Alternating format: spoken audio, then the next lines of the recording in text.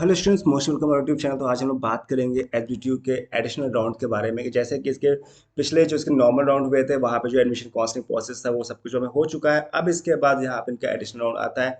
तो क्या डेट है इसकी, कब आ रहा है, कब से इसको पार्टिसिपेट कर सकते हो, कौन कौन अप्लाई कर सकता है, कौन कौन इस पर अप्लाई नहीं कर सकता, और साथ में कितनी फीस है, पेमेंट है, वो सब चीज़ यहाँ पे हम लोग बात कर लेंगे। एक एक पॉइंट्स में डिस्कस करेंगे ताकि एसबीटीयू में कोई भी एडमिशन जॉब ले रहे हो एडिशनल राउंड में कोई भी दिक्कत ना आए। तो सबसे पहले स्टार्ट करते हैं इसके पॉइंट्स पे। जो सबसे इंपॉर्टेंट पॉइंट है, हु कैन अप्लाई, कौन कौन अप्लाई कर सकता है। तो यहाँ पे अप्लाई करने के लिए जो कैंडिडेट्स इन्होंने जेई मेंस में 2024 में एग्जाम दिया हो, जिनकी रैंक हो सीआरएल रैंक हो, यानी कि इन्होंने 2024 में जेई मेंस में एग्जाम दिया हो, ठीक है, पास हो गया हो, कंडीशन से वो सारी चीज़ें फॉलो करने के बाद इसके बाद इसमें कुछ कंडीशन है, 3 कंडीशन दी गई हैं कि जेई का एग्जाम दिया हो, then candidates not registered for earlier B Tech counselling. इन्होंने क्या किया हो कि बीटेक काउंसलिंग के जो अर्लियर पार्ट्स थे, यानी कि जो एसबीटीयू में जो काउंसलिंग प्रोसेस चल रहा हो उसमें कैंडिडेट रजिस्टर्ड ना किया हो तो वो भी अप्लाई कर सकता है। ठीक है, रजिस्टर्ड किया हो लेकिन उसको कोई सीट ना मिली हो, कोई डिड नॉट गेट अलॉटमेंट, यानी उसको 3 राउंड जो हुए हैं उसमें किसी को कोई सीट ना मिली हो, वो भी इसमें पार्टिसिपेट कर सकता है।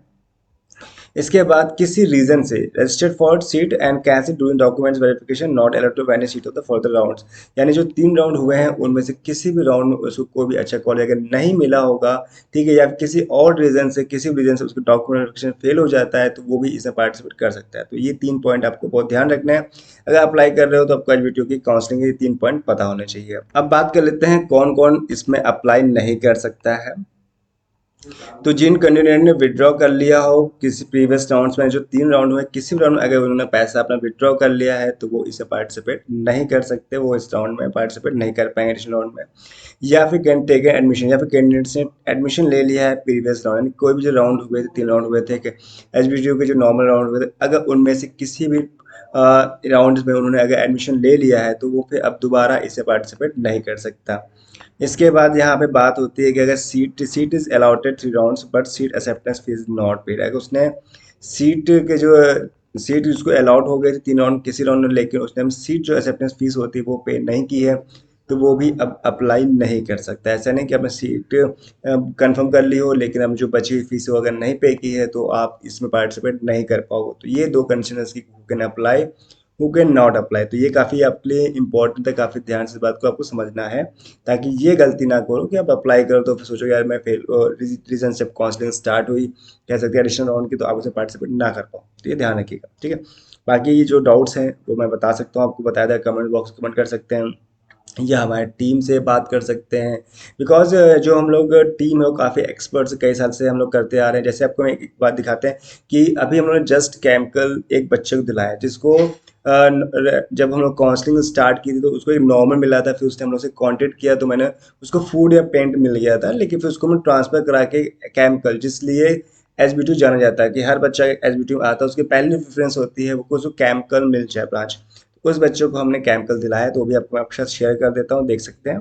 तो आप देख सकते हैं यहाँ पे जो एसबीटीयू है काउंसलिंग जो उन्होंने यहाँ पे बताया था उसको, उस लड़के का नाम है विनोद कुमार निषाद, और इस ये ओबीसी कैटेगरी में आते हैं। उन्होंने यहाँ पे क्या किया था, एक इंटरनल स्लाइडिंग होती है, तो जब इन्होंने खुद किया तो नहीं कर पाया, फिर मैंने से कांटेक्ट किया हमारी टीम से जो एक्सपर्ट लोग थे कि एक्सपर्ट लोग कहीं ना कहीं अच्छी बात को आपको बता सकते हैं। जो हम लोग टीम है वो काफ़ी अच्छा एक्सपीरियंस है तो वो आपको इस मुकाम पहुंचा सकते हैं, आपको एक अच्छा ब्रांच मिल जाए। तो इन्होंने इंटर स्लाइडिंग की है, तो जब इन्होंने इंटर स्लाइडिंग की कराई है तो इनको केमिकल इंजीनियरिंग यहाँ पे दिलाती है। जो यहाँ की सबकी इच्छा होती है कि अगर एचबीटीयू में आप आ रहे हो तो भैया केमिकल इंजीनियरिंग आपको मिल जाए तो ये बहुत अच्छी, यहाँ का पैकेज बहुत अच्छा आता है, यहाँ पे अच्छी खासी प्लेसमेंट हो जाती है। केमिकल ब्रांच के लिए काफ़ी फेमस है, एचबीटीयू जाना जाता है।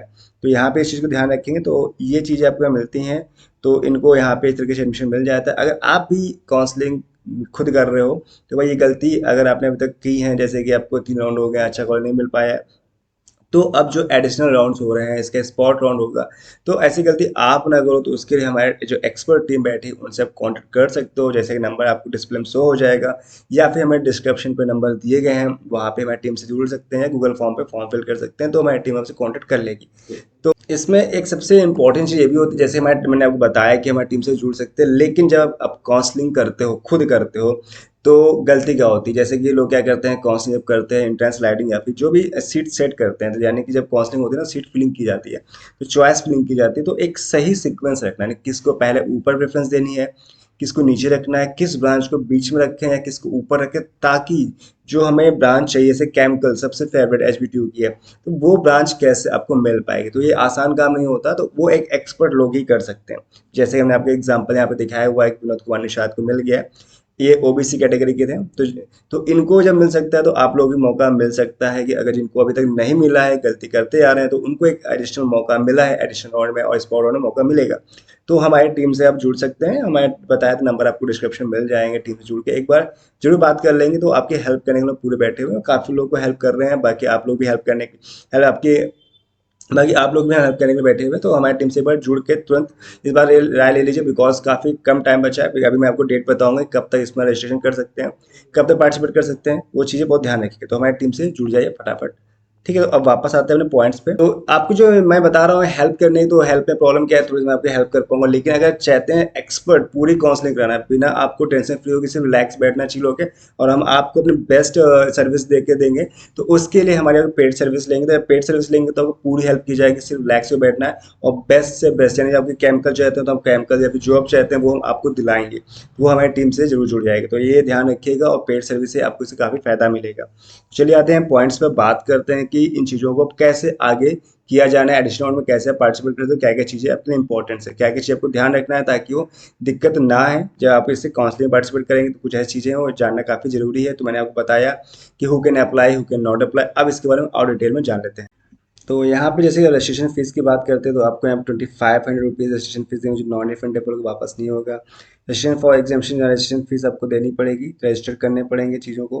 ठीक है, 2500 रुपीज़ देना पड़ेगा, रजिस्ट्रेशन आपको कर लेना हो टाइम पे। एलिजिबिलिटी क्राइटेरिया क्या क्या है यहाँ पे, तो वैसे जो है, जब हम लोग पहले अगर आपने एक ही टू, तो अब बात करते हैं रजिस्ट्रेशन फीस की। तो आपको यहाँ पे 2500 रुपीज़ पे करने होंगे, जो नॉन रिफंडेबल होगा, और आपको रजिस्ट्रेशन टाइम पे कर लेना होगा। एलिजिबिलिटी क्या है, जैसे पहले एलिजिबिलिटी थी 10+2 आपको होना पड़ेगा, प्लस आपको जो परसेंटेज है वो आपको ध्यान रखना पड़ेगा। 55% यहाँ पे आपके लिए ओबीसी जनरल कैटेगरी में आता है। अगर आप SC ST में आते हो तो 50% आपको नंबर तो भी चल जाएगा। साथ में उसके 3 सब्जेक्ट होने चाहिए, फिजिक्स, मैथ, साथ में केमिस्ट्री के साथ साथ जो एडिशनल सब्जेक्ट होते हैं वो भी अप्लाई आप कर सकते हो, तो वो भी यहाँ पे लोग अप्लाई कर सकते हैं। ठीक है, और साथ में अब हम लोग यहाँ जान लेते हैं कि आपको अगर डोमिसाइल है, डोमिसाइल इनको बनवाना पड़ेगा, जो भाई बाहर के हैं उनको वो डोमिसाइल अप्लाई करना पड़ेगा। डोमिसाइल बनवाने के बाद आपको फिर कुछ चीज़ें और ध्यान रखनी है कि यहाँ पे जो, जैसे कि अगर आप SCA हैं तो आपको 25% आपको रिजर्वेशन मिल जाता है, ST हैं तो 2% मिल जाएगा। अगर OBC आते हैं अदर में तो 27% आपको यहाँ पे परसेंटेज और रिजर्वेशन यहाँ पे मिल जाएगा।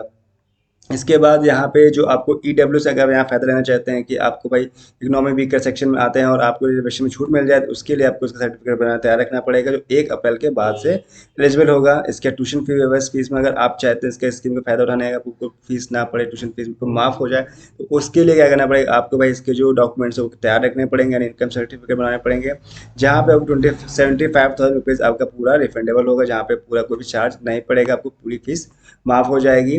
इसके बाद मेडिकल कंडीशन, जो मेडिकल स्टैंडर्ड आपको वो भी आपको बनवा के रखना पड़ेगा, तो यहाँ कंडीशन आप उसको देख सकते हैं क्या क्या है। देन यहाँ पे इसके फिजिकली हैंडीकैप है तो वो भी आपको कंडीशन यहाँ पे देख सकते हैं। इसके रिफंड पॉलिसी, तो सम ऑफ द 5,000 रुपीज़ आपको deduct as a processing as fees, आप जो नहीं, जो मैंने बताया स्टार्टिंग में 25 रुपये को देने पड़ेंगे। तो रिफंड पॉलिसी है वो भी आपको यहाँ 5,000 रुपये से रिफंडेबल हो जाएंगे, जो UGC के नॉर्म्स गाइडलाइंस है तो उसके अकॉर्डिंग यहाँ पे 5,000 रुपीज़ वापस हो जाएंगे। देन यहाँ पे आपको क्या करना है, तो ये स्टेप है आपकी, जब इसको आप एडिशनल काउंसलिंग करोगे तो कुछ चीज़ें ऐसी जो आपको ध्यान में रखनी है। रजिस्ट्रेशन आपको कर लेना होगा, जहाँ पे आपको 25 रुपीज़ पे करने पड़ेंगे, 2500 रुपीज़ से, और इसका चॉइस फिलिंग बहुत ध्यान से रखना होगा। स्टेप 1 की बात करते हैं, रजिस्ट्रेशन आपको यहाँ पे करना होगा, जहाँ पे 25 रुपये पेमेंट देनी पड़ेगी, जो नॉन रिफंडेबल होगी। देन आपको इसका चॉइस फिलिंग बहुत ध्यान से करना है। कैलकुलेशन अभी बात की थी, एक्सपर्ट के अकॉर्डिंग आप करते हो तो भाई कोई गलती नहीं होगी, आपको अच्छी ब्रांच और मनचाही ब्रांच मिल जाएगी। अगर खुद करते हो तो शायद आप गलती कर सकते हो। तो एक बार हमारी टीम से जरूर बात कर लें, जहाँ पे पेड सर्विस लेंगे तो आपको कोई भी दिक्कत नहीं आएगी। हम पक्का करते हैं, प्रॉमिस करते हैं कि आपको एक अच्छी ब्रांच आपको दिलवा देंगे। देन बात करते हैं, इस चॉइस फिलिंग करने के बाद आपका रिजल्ट आ जाएगा, इसके आपको सीट अलॉटमेंट हो जाएगी, जहाँ पे आपको 75,000 रुपीज़ एज एक्सेप्टेंस फीस आपको देनी पड़ेगी अगर जनरल OBC में है। अगर आप SC ST में आते हैं तो 40,000 रुपये वहाँ पे करने पड़ेंगे। इसके बाद आपको डॉक्यूमेंट अपलोड करने पड़ेंगे, सारे जो वेरिफिकेशन हो जाएगा डॉक्यूमेंट्स का। इसके बाद जब सारे डॉक्यूमेंट वेरीफाई हो जाएंगे, आपको कोई दिक्कत नहीं आएगी। जो बैलेंस बचता है, अगर आप जो बैलेंस बचेगा 60,000 रुपये होगा जनरल OBC को पे करने पड़ेंगे, और 95,000 रुपये SC ST को पे करने पड़ेंगे जो बचे हुए थे। ठीक है, ये चीज़ आपको ध्यान रखनी है। इसके बाद यहाँ पे कुछ और बात कर लेते हैं कि टोटल जो फीस है आपको यहाँ पे 1,35,000 रुपीज़ पे करनी पड़ेगी ओवरऑल। ठीक है, तो इस तरीके से जो मैंने आपको इन्फॉर्मेशन शेयर किया इस वीडियो के बारे में, काफ़ी आपकी हेल्प रहा होगा, काफ़ी मदद आई होगी। तो अगर चैनल पहली बार चैनल सब्सक्राइब नहीं किया तो सब्सक्राइब कर लिए, ताकि जो ऐसी नोटिफिकेशन टाइम से प्रॉपर मैं आपको देता जा रहा हूँ, लगातार मैं कई वीडियो से बना रहा हूँ जो आपने देखे होंगे। तो इस चीज़ का बहुत ध्यान रखिएगा।